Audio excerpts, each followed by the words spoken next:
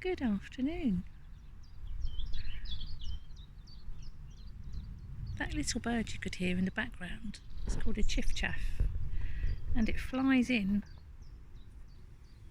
from sub-Sahara Africa, about 8,000 miles, and it's the tiniest little bird, and it comes to stay in England for a few months and raise its babies, and then it flies back. Lovely little voice. I'm by a pond today, and there doesn't seem to be much life on it, but there is. Everything's in hiding at the moment because I'm here, but there is one creature I hope that isn't here. I wouldn't want to see a crocodile, would you? I think I'd be a bit scared, but I do have a story about a crocodile, and the author is Faustin Charles even, and the illustrator is Michael Terry, and the title is The Selfish Crocodile. Now this is one of my most favourite books, and you might see why in a minute. So let's have a little read.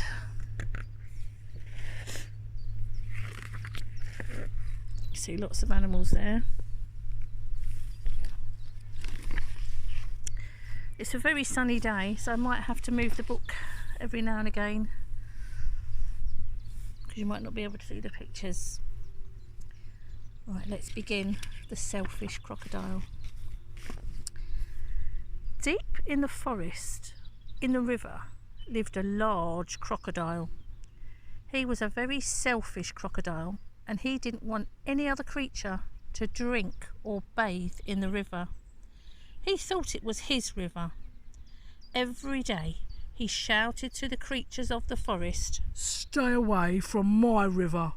It's my river. If you come in my river, I'll eat you all." Oh dear, that's not very kind, is it? The river is really big. Everybody would be able to use it if he wasn't so selfish.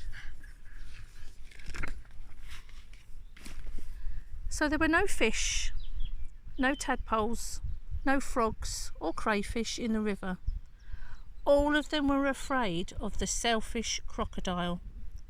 The forest creatures kept away from the river as well. Whenever they were thirsty, they went for miles to drink in other rivers and streams. Oh, that's really unkind, isn't it? They have a big river right there, but they're not allowed to use it because the crocodile is so selfish. Every day, the crocodile lay on his great big back in the sun, picking his big, sharp teeth with a stick. Why is he picking his teeth with a stick? He's getting the food out of his teeth that's got stuck, isn't he? What do you think crocodiles eat? Do you think they eat macaroni cheese?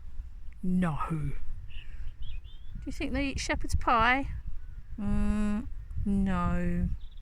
Spaghetti bolognese? No. Crocodiles eat meat. They eat other animals. They're called carnivores. But early one morning, the forest was awakened by a loud groaning sound. Oh! Something was in terrible pain. The creatures thought that it was an animal caught by the crocodile. But as the sun came out brightly, they saw that it was the crocodile who was in pain. He was lying on his big back, holding his swollen jaw, and he was crying real tears. Oh! The creatures drew closer, but not too close. Some of the creatures felt sorry for the crocodile. "Oh, what's the matter with him?" asked a deer. "I don't know," said a squirrel. "Maybe he's going to die. Cheep, cheep, cheep," chirped a bird. "If that happens, it'll be safe to go in the river," grunted a wild pig. Oh dear.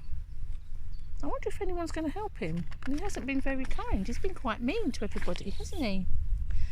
The animals thought about this. They hung from branches, they hung from vines, they buzzed in the air, and they shook their heads as they watched the great big crocodile in pain. No animal tried to help. Oh dear. What would you do if it was somebody that had been a little bit mean to you, but then they needed your help? What would you do? I think I'd still try and help them. Suddenly, a little mouse appeared, sniffing the air. He ran along the crocodile's tail and then onto his tummy. The other creatures stared. Uh-oh, what's going to happen to the mouse? Look at that mouse, chattered a monkey. He's either very brave or mad. Oh, he's going to be eaten for sure, said an iguana.